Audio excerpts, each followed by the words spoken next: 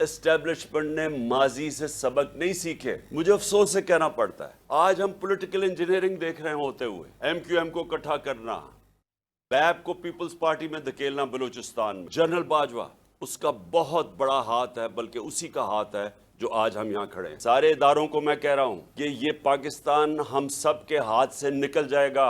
हम जा रहे हैं उधर जिधर श्रीलंका का मतलब ये कि लोगों ने सड़कों पे अब आ जाना है। कोई टेक्नोक्रेटिक सेटअप नहीं निकाल सकता। वो सिर्फ एक जमात है, वो है तहरीक इंसाफ। एस्टेब्लिशमेंट में सबक नहीं सीखा, पॉलिटिकल इंजीनियरिंग जारी है। PTI को कमजोर करने के लिए पॉलिटिकल इंजीनियरिंग का खदशा है। इमरान खान कहते हैं आज एस्टेब्लिशमेंट वफाकी हुकूमत के साथ खड़ी है। पंजाब में नून लीग की हुकूमत बनाने की कोशिश हो रही है। MQM को इकट्ठा, BAP को पीपल्स पार्टी में धकेला जा रहा है। जनूबी पंजाब में फोन करके पीपल्स पार्टी में शमूलियत का कहा जा रहा है। खैबर पख्तूनख्वा में PTI को कमजोर करने के लिए और गेम चल रही है। नाअहल हुक्मरानों ने मुल्क की मईशत का बुरा हाल कर दिया। उम्मीद है फरवरी के आखिर तक आम इंतखाबात की तारीख आ जाएगी।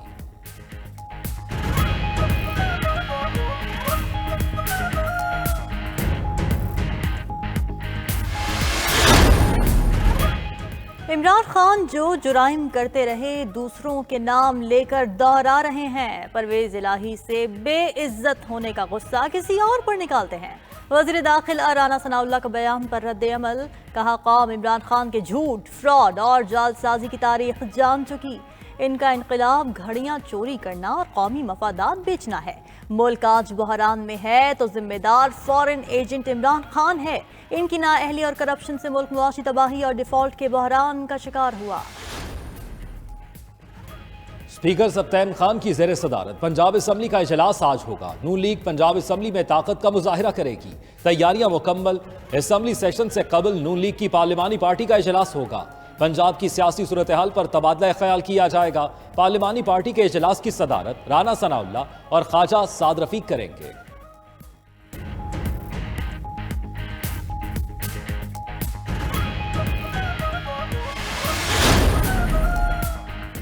कुछ भी हो, पंजाब असेंबली नहीं टूटेगी। आम इंतखाबात दूर तक नजर नहीं आ रहे। काफ लीग के सरबराह चौधरी शुजात की JUI रहनुमा अब्दुल गफूर हैदरी से मुलाकात में गुफ्तगू।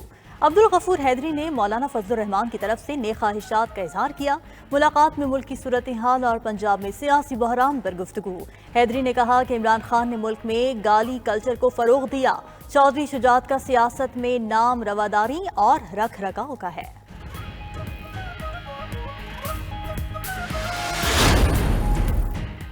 इमरान खान को नाअहल करने की कोशिश हो रही है। PTI रहनुमा शाह महमूद कुरैशी की प्रोग्राम दी लास्ट आवर में गुफ्तगू। बोले तहरीक इंसाफ को कमजोर करने के लिए पॉलिटिकल इंजीनियरिंग हो रही है। इमरान खान चेयरमैन या वजीर आजम रहे ना रहें फर्क नहीं पड़ता। गांधी के पास ओहदा नहीं था, फिर भी आवाम की आवाज बन गए।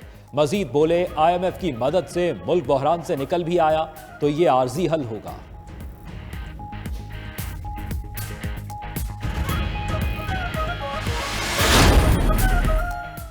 सैलाब ज़दा इलाकों की बहाली के लिए जिनेवा में आलमी कॉन्फ्रेंस आज शुरू होगी। वज़ीर आज़म पाकिस्तान और अक़वाम मुत्तहिदा के सेक्रेटरी जनरल पहले सेशन की मेज़बानी करेंगे। पाकिस्तान सैलाब से मुतासरा इलाकों की बहाली का फ्रेमवर्क पेश करेगा। पाकिस्तान तामीर नौ बहाली के लिए 16 अरब 30 करोड़ डॉलर इमदाद की अपील करेगा। वज़ीर आज़म शहबाज शरीफ कॉन्फ्रेंस में शिरकत के लिए वुज़रा के वफ़द समेत जिनेवा पहुँच गए।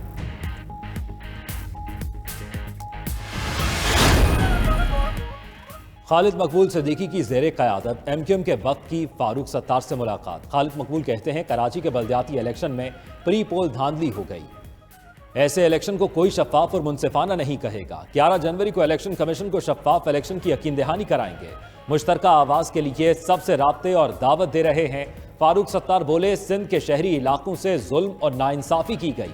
मरदमशुमारी में कम गिना गया। हल्का बंदियों में हेरा फेरी हुई।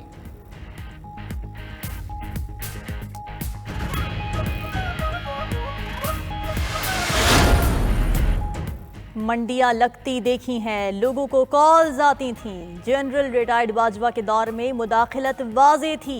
PTI रहनुमा शफकत महमूद की प्रोग्राम हो क्या रहा है में बातचीत। बोले तहरीक अदम एतमाद समेत बहुत से मामलात में जनरल रिटायर्ड बाजवा का हाथ था। सियासी लड़ाई सियासतदानों के दरमियान होनी चाहिए। तासी अस्करी क़यादत समेत कहीं नहीं होनी चाहिए। मौजूदा हुकूमत ने 8 माह में मुल्क में तबाही कर दी। आवाम का दर्द रखते हैं तो इलेक्शन की तरफ जाना चाहिए।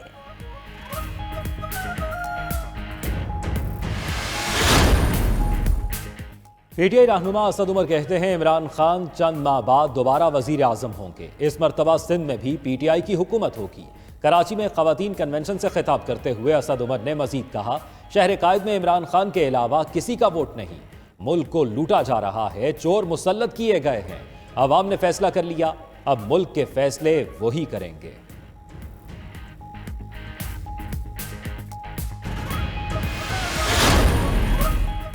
रहनुमा मुस्लिम ईकाफ चौधरी मुनस इलाही के दोस्त के मुबैना अगवा का केस। लाहौर हाईकोर्ट का मुनस इलाही के दोस्त को आज पेश करने का हुक्म। अहमद फारान के भाई ने बाजियाबी के लिए अदालत से रुजू किया। दरख्वास्त में सेक्रेटरी दिफा, सेक्रेटरी दाखिला, FIA और IG पंजाब को फरीक बनाया। कहा, अहमद फारान को चंद गाड़ियों में सवार नामालूम अफराद ने उठाया।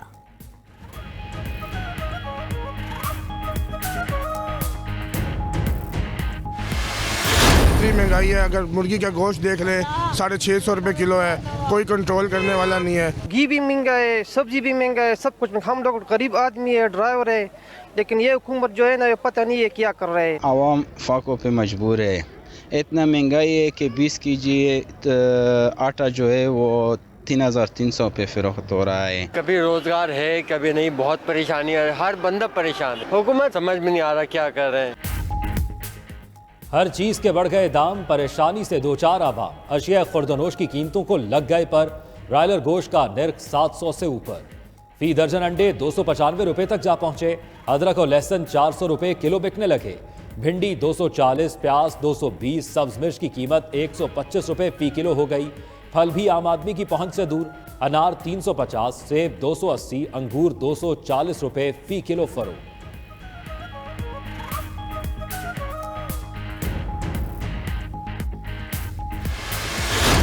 यहाँ सुबह से लगे हैं, आप ये देख लें कि आप कितनी लंबी लाइन है और लेडीज लगी हुई है, सारे जलील हो रहे हैं ना। शहबाज शरीफ जी हमेशा वहाँ पे आए, लाइन में खड़े हों, वो आटा लेके जाए, वो सिर्फ घर बैठे बस कह रहे हैं भाई हमें सस्ता कर दिए, ये कर दिए। हमारे बच्चे भूख से मर रहे हैं, सुबह शाम हम इंतजार करते हैं, अगले दिन फिर आते हैं, फिर भी आटा नहीं मिलता। सुबह से शाम हो जाती है, लाइनों में लग लग कर ना औरतों को आटा दिया जा रहा है ना मर्दों को।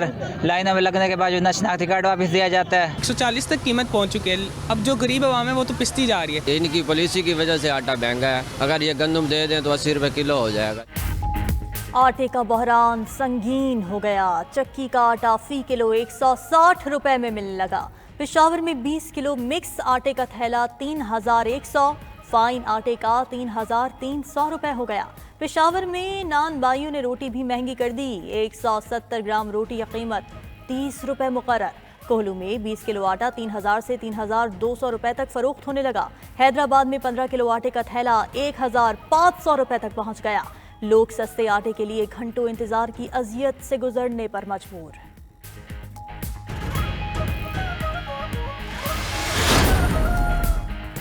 मुल्क में गजाई बहरान काबू से बाहर। हुकूमत की तवज्जो महंगी गाड़ियों पर। शहबाज हुकूमत ने 165 मर्सिडीज गाड़ियां मंगवाने की इजाजत दे दी। 165 लग्जरी गाड़ियां मरहलावार दरामद की जाएंगी। पहले मरहले में 65 मर्सिडीज गाड़ियों के लिए LC खोलने की हिदायत। हुकूमत ने मार्केट से डॉलर लेकर गाड़ियां दरामद करने की इजाजत दी। दूसरी जानिब मौजूदा हुकूमत के विफाकी अखराजात में 26.1% इजाफा। विफाकी अखराजात 2800 अरब रुपए तक जा पहुंचे। गुज़िश्ता साल 2171 अरब थे।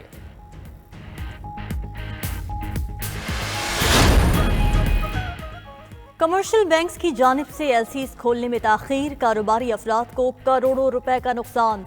ताजिर और सनतकार परेशान। बैरून मुल्क किए गए सौदे एक्सपायर होने लगे। बंदरगाह पर कंटेनर्स भी क्लियरेंस के मुंतजिर। मुल्क में खुर्दनी तेल का स्टॉक चंद हफ्तों का रह गया। सूरत हाल बरकरार रही तो खाने का तेल नायाब होने का खतरा। फैसलाबाद में टेक्सटाइल इंडस्ट्री बहरान से दो चार। खाम माल न मिलने और LCs न खुलने से 70% प्रोसेसिंग और 50% स्पिनिंग मिल्स बंद। टेक्सटाइल इंडस्ट्री की बंदिश से 1.5 लाख मजदूर बेरोजगार हो गए।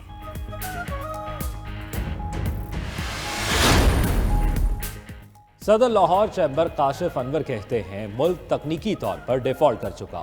हुकूमत ऐलान नहीं कर रही, मौशी तौर पर हंगामी हालत का ऐलान करके अरकान असम्बली की तनख्वाहें और मराद बंद कर दी जाए।